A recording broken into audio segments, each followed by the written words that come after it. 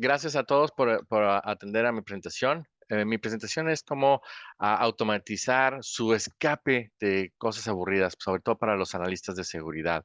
En mi campo, en lo que es Cloud Security, la parte de automatización juega un rol bastante importante por el volumen de datos, el volumen de cantidad de cosas que hay que hacer.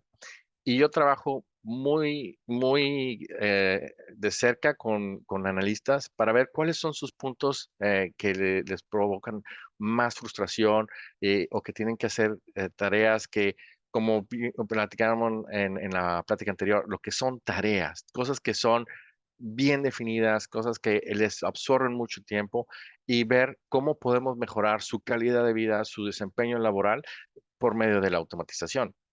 Porque quien no ha estado enfrente de una consola, sobre todo a los niveles uno de los analistas en SOC, que reciben cientos, miles o tal vez hasta un millón de alertas y muchas de esas son duplicadas. Cuestiones como esas, la automatización nos puede ayudar bastante. Ahora, un poquito más cerca de mí, como os dije, yo he trabajado en varios países, 3 años y medio en Francia, otros 3 en Canadá, más de 2 ya en Estados Unidos, soy originario de México, y si me quieren agregar en LinkedIn para contactarme, mi handle es Manuel, LR. Seguido hago promociones para regalar sobre todo a las personas que quieren integrarse al mundo de la ciberseguridad o que quieren avanzar en él, cosas como exámenes de práctica de GIAC o vouchers para certificaciones como certificaciones de CompTIA o AWS. Entonces, agréguenme y síganme y para todo ese tipo de contenido. Ahora, siguiendo con la presentación, con la automatización, primero tenemos que invitar qué es lo que queremos resolver. Hay algunas de las cosas que yo pongo más atención eh, son la pérdida de tiempo. Nuestros analistas son personas, entonces no son una máquina que le va a agradar estar haciendo lo mismo una y otra vez, una y otra vez, una y otra vez, porque eso va a conducir a que nuestro staff se vaya a cansar. Entonces, a lo mejor llegan temprano en la mañana, ven todo lo que tienen que hacer y las primeras horas de trabajo son constantes, son consistentes, pero con el paso del tiempo se van a fatigar y van a tal vez empezar a cometer errores, porque muchas de las plataformas todo se ve muy similar y un error de dedo lo tiene cualquiera. Entonces, la automatización nos puede ayudar con todos estos aspectos. También muchas de las tareas, sobre todo para los niveles iniciales en ciberseguridad, son repetitivos. O sea, tenemos una alerta que llegó y tenemos que hacer las mismas cantidad de cosas cada vez. Entonces, si es un correo que llega, un reporte de phishing, bueno, tenemos que obtener las URLs, tenemos que obtener los headers tal vez del correo electrónico, tenemos que hacer o utilizar varias diferentes plataformas para obtener de dónde viene la información del DNS, expandir las URLs, adquisición del contenido, etcétera, etcétera. Entonces, eso se realiza una y otra vez. Pero ¿qué tal si utilizamos la automatización para que todo eso que sabemos que lo tenemos que hacer, que todo nuestro estado lo tiene que hacer, lo haga? Para que sea un proceso más estable y que yo pueda tener no evitar las diferencias en que si un analista hace las formas de o usa cierta plataforma para obtener los datos, sea consistente con lo que hace mi analista en el siguiente turno. Y que si hay alguien más que necesite escalar, pueda interpretar y entender el resultado de los dos porque son consistentes. Entonces, por eso la automatización nos ayuda bastante.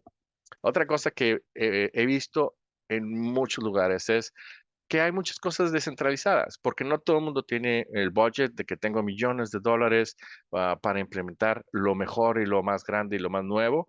Entonces, vamos a muchas veces a terminar en que tengo una plataforma para manejar mi EDR, el antivirus, el SIEM, el anti-phishing, etcétera, etcétera, etcétera. Entonces, los analistas están abriendo muchas ventanas, trabajando entre una y otra, sin una congruencia muchas veces entre las diferentes plataformas.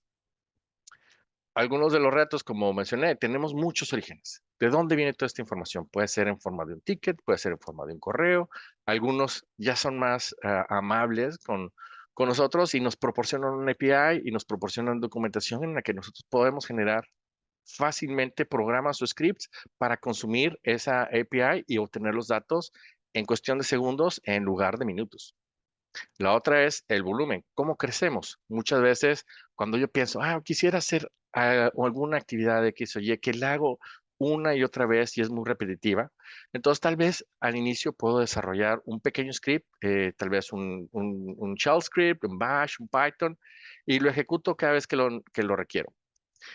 Pero la compañía crece, la cantidad de demanda se incrementa. En estos días no es raro en que las cosas crezcan, como lo llamamos, a escala de nube.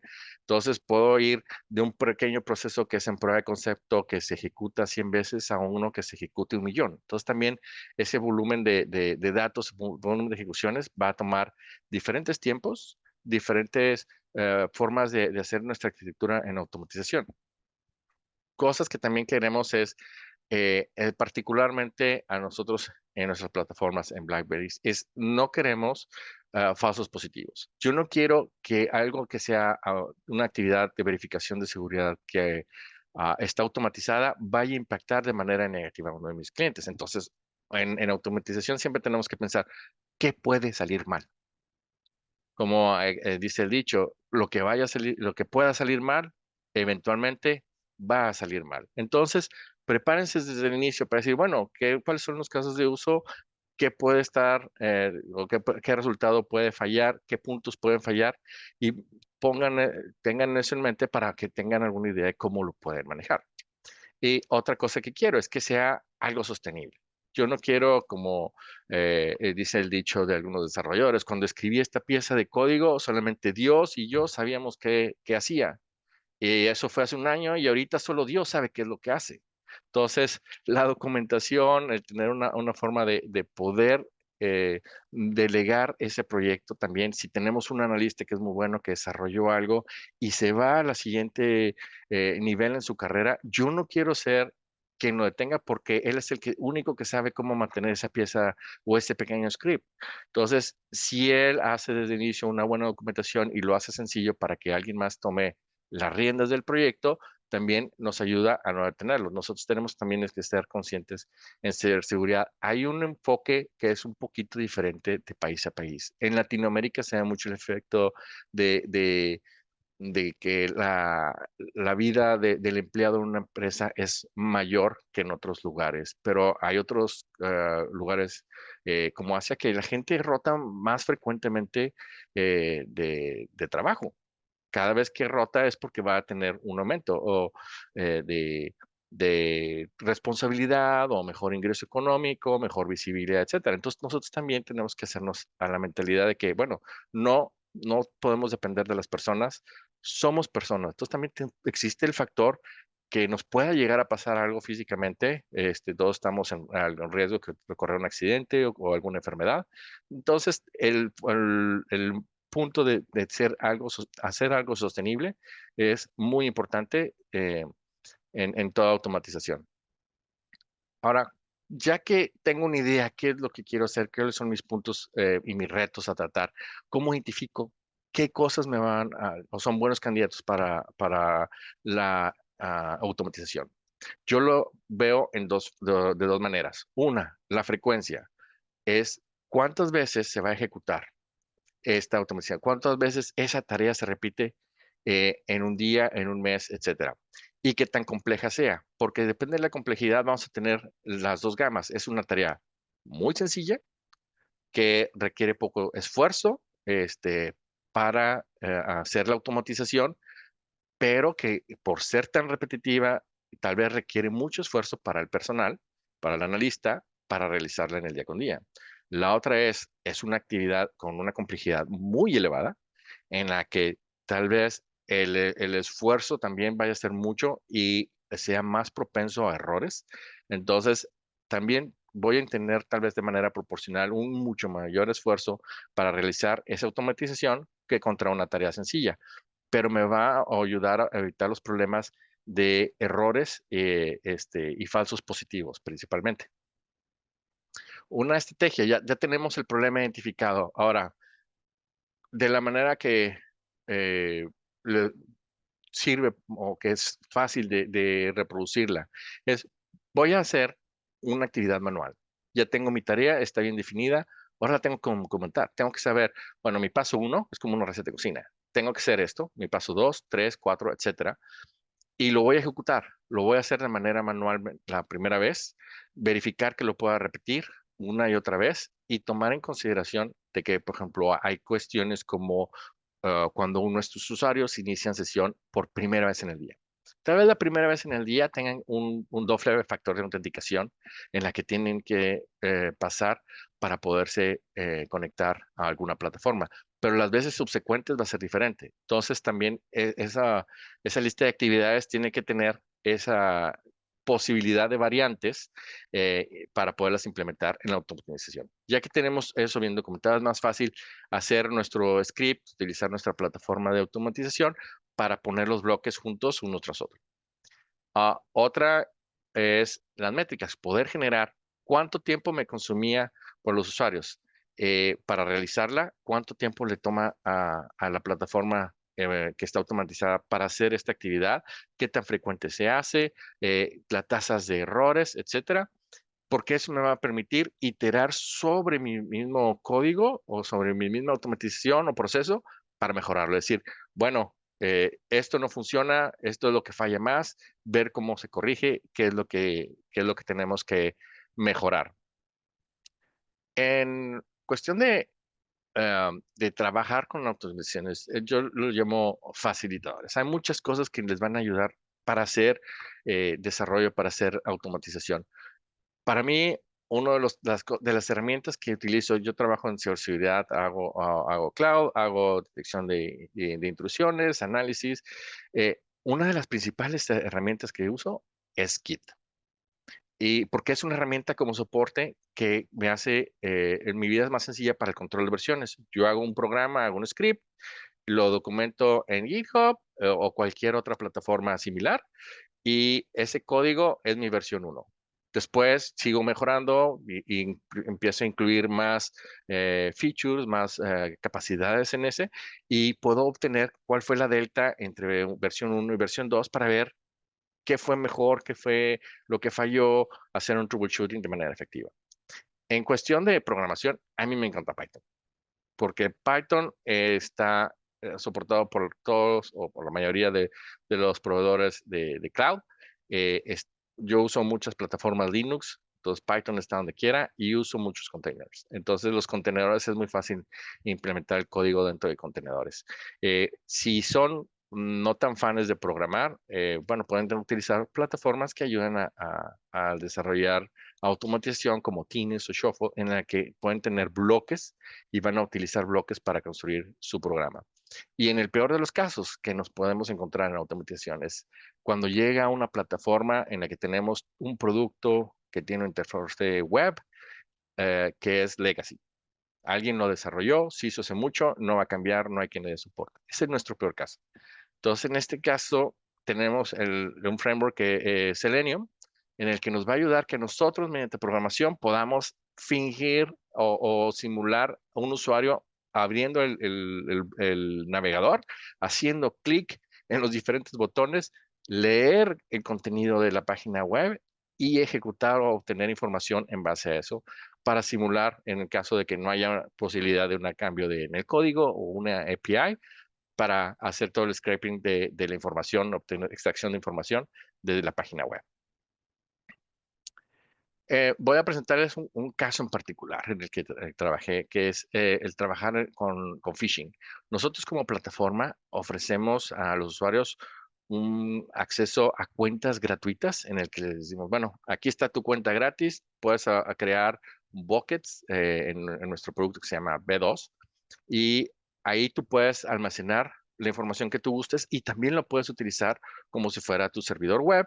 Entonces nos llegó originalmente, antes de entrar a cotizar en la bolsa, no teníamos tantos casos de phishing. Entonces era un proceso que se manejaba bastante manual. Entonces empezamos a ver que incrementó el volumen, a llegar un momento en el que ya había alguien dedicado de tiempo completo a hacer este tipo de actividades. Entonces, no teníamos incluso la cobertura completa del proceso. Entonces, empezamos a utilizar plataformas como Euroscan, Netcraft y muchas otras APIs para obtener o para identificar phishing en nuestra plataforma.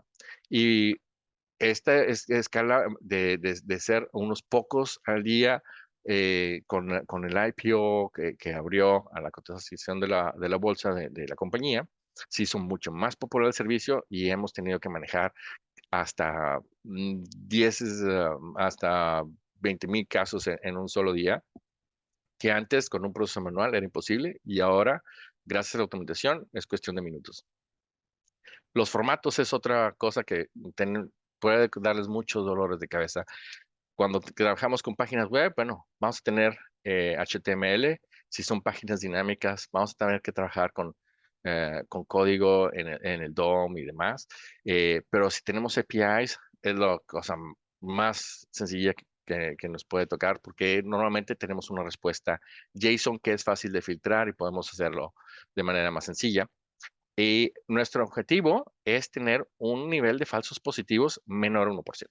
Yo no quiero impactar para nada a mis clientes o si llego a impactar, que ese sea un caso entre 40,000 o menos que eso. Y nosotros utilizamos, aparte de las APIs, la definición de firmas y para identificar y clasificar phishing. El ejemplo del proceso es primero tenemos la fase de descubrimiento en el que el phishing puede ser reportado de manera proactiva o reactiva. Y puedes venir de muchas maneras. Podemos tener, por ejemplo, a alguien un CERT que nos contacta y nos dice, tienen este contenido que fue enviado a nosotros en un correo de phishing, o puede llegar por medio de un ticket. Eh, Hay múltiples medios en los que pueden llegar todas estas notificaciones. Nosotros tenemos acceso a toda esa lista, gran lista de URLs que obtenemos de APIs y demás. Entonces, yo tengo que hacer una verificación del contenido, porque antes de poner a trabajar a mi automatización, quiero saber, una, que el contenido esté disponible y dos, que esté dentro de mi alcance. Yo soy em, una entidad independiente de los demás. Entonces, solamente puedo afectar cosas que estén dentro de mi entidad y si alguien me reporta por equivocación o algo que no sea relacionado conmigo, yo no lo voy a tratar por el medio automático. Va a salir por otro proceso en el que alguien tenga u otro mecanismo vaya a detonar. Además, para evitar tener que hacer una adquisición de miles de millones, tal vez, de screenshots y de verificaciones en código, voy a hacer un primer prefiltro en el que voy a verificar, bueno, ese tipo de contenido, ¿qué tipo de contenido es? Si alguien me manda un URL y esa URL es un video, por ejemplo, bueno, este proceso es un proceso para manejar phishing, no para manejar videos. Entonces, vamos a dejarlo de lado y se va hacia otro proceso. Si es un contenido que potencialmente sea phishing, entonces es donde pasamos al proceso de adquisición. Y ahí es donde vienen los proveedores como Euroscan, Netcraft, que pueden hacer la adquisición de esas imágenes. Nos van a mostrar las como fotografías del navegador, las diferentes informaciones de qué contenido tiene, el DOM, que es cuando yo me conecto con una página web y si yo bajo, por ejemplo, solamente el HTML, el código HTML de una página con alguna herramienta de comando, el HTML puede ser diferente que el HTML ya que se ejecutó en el navegador, porque tiene el navegador la capacidad de ejecutar scripts de JavaScript que tienen la capacidad de modificar todo acerca de esta página, incluyendo en casos en los que son phishing más avanzados, en el que el phishing puede decir, a mí solamente me interesa las llamadas para personas que vengan de México, personas que vengan de Argentina, personas que vengan de Estados Unidos. Pero si alguien viene de Rusia, ignóralo, mándalo a otro lugar, ¿no? Entonces, el mismo script puede hacer esa verificación utilizando llamadas desde el navegador para hacer una verificación de tu IP address, hacer un GIP y en base a eso proveerte una respuesta. La otra que también sucede es hay kits de phishing que son multi, ah, multifase. Entonces puede presentarte una parte de un payload que te va a mostrar una página y dependiendo de dónde vengas o qué parámetros tú le puedes enviar a ese kit de phishing, es como un camaleón, va a cambiar su apariencia. Entonces, a lo mejor la primera es una página bastante sencilla, detecta que todos los parámetros son de ciertas características y cambia a un banco o cambia a la red social, dependiendo del origen, dependiendo de toda esa información. Entonces, ya que sucede todo eso, tengo un proceso en el que se hace la verificación de firmas, se utilizan las clasificaciones que Euroscan y Netcraft me proveen para dar un dictamen y decir, este es phishing, confirmado y de qué tipo. Entonces tengo un proceso que me dice, este es un phishing que viene para impersonar a un banco X o una red social o un almacenamiento o documentos, etcétera. Y hay una lista definitiva de las cosas que tenemos bien confirmadas y ubicadas que son phishing kits, eh, que si esos son detectados, inmediatamente pasa un proceso de suspensión y lo demás solamente se pasa a generar un reporte, pero ya es un reporte de que ya como ser humano, yo tengo un nivel cognitivo mayor al de la automatización. Entonces, una de las cosas que son muy sencillas para las personas es si yo tengo un mosaico de imágenes, lo puedo hacer con analistas para identificar casos nuevos, porque tal vez cambió un poquito la interfaz y yo tengo el screenshot de una página en Facebook, pero cambió por el color, cambió el background o alguna cosa, y tal vez la parte de automatización no lo identifique tan bien, pero un humano es mucho mejor a resolverlo y hacerlo de manera bastante rápida. Es un proceso que con el tiempo también la IA va a poder generar un veredicto más rápido y más apropiado que se pueda mantener para estas escalas y reducir la cantidad de cosas que el humano tenga que ver. Y eso me genera al final un reporte web en el que yo voy a ver los resultados y generar tal vez un Slack o un mensaje de sucedió este es mi estatus, etcétera. Y este es un ejemplo, les comenté anteriormente, Tines. Tines es una plataforma para, ustedes son nuevos, tal vez no saben aún Python, no saben aún hacer scripts y quieren hacer cosas que a lo mejor va a quedar fuera de sus alcances. Hay varias opciones. Una de ellas es una plataforma como esta en la que voy a tomar un bloquecito que nos va a mostrar obtener las URLs, después va a generar algunos tags, tiene todos estos bloques que va a ir generando y después identifica mi lista de direcciones, verifica que esté dentro de mi alcance o no, y si están dentro del alcance, les envía un URL scan para su análisis y descarga las imágenes y su código DOM después de que fueron adquiridos por URL scan. Este es un ejemplo de tarea. Y este es algo que es bastante sencillo de mantener para gente que no sea tan técnica, incluso que no tenga tanta experiencia en programación, que es más sencillo de hacer. Otra de las opciones eh, es actualmente existe, por ejemplo, GitHub Copilot. Si ustedes utilizan un IDE, un editor de código como VS Code, eh, en él pueden agregar su ah, ligarla con GitHub Copilot y escribir un comentario. Quiero hacer un script que haga la verificación de URLs que vienen en este sitio, que cheque si están dentro de este dominio y si están activas y respondiendo con el código 200.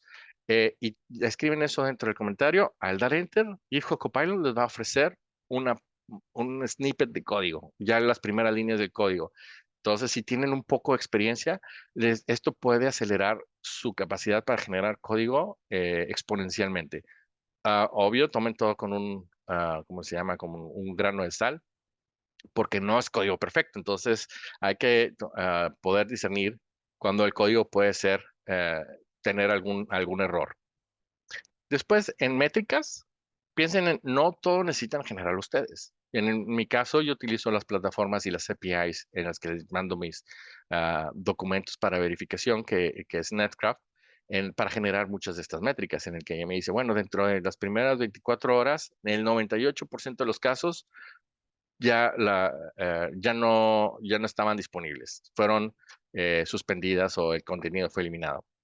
Y mi respuesta en promedio es de 18 minutos. Esta respuesta promedio incluye mucho tiempo que no es atribuible a mi automatización, pero también Netcraft tiene analistas humanos que después de tener ellos su proceso de automatización que les ayuda a clasificar y discernir cuando algo es phishing y cuando algo es contenido normal, a un analista también a veces tiene que intervenir para hacer esa clasificación. Entonces eso incrementa a veces un poco los tiempos.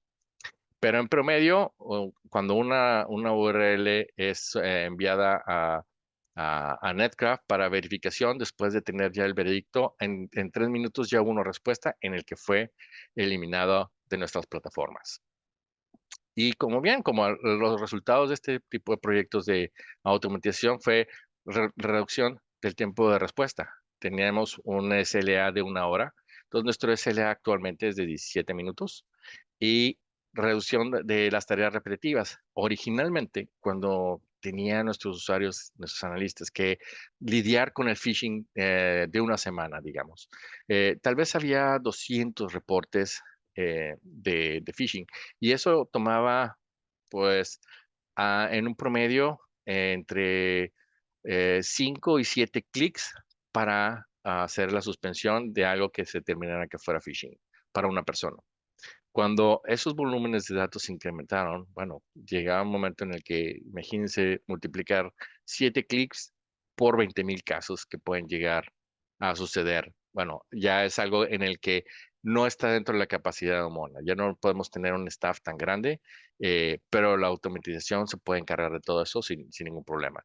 Y dejé libres a mis profesionales, a mis analistas, para que se dedicaran a cosas más interesantes porque yo no quiero que ellos estén haciendo tareas monótonas que cualquiera las puede hacer, ¿no? Si es algo tan sencillo que siempre esté repitiéndose, es algo que debería ser manejado de manera automática y dejar que la persona desarrolle su talento en alguna otra cosa y busque nuevas capacidades, nuevos tipos de ver la información para poder darles un crecimiento.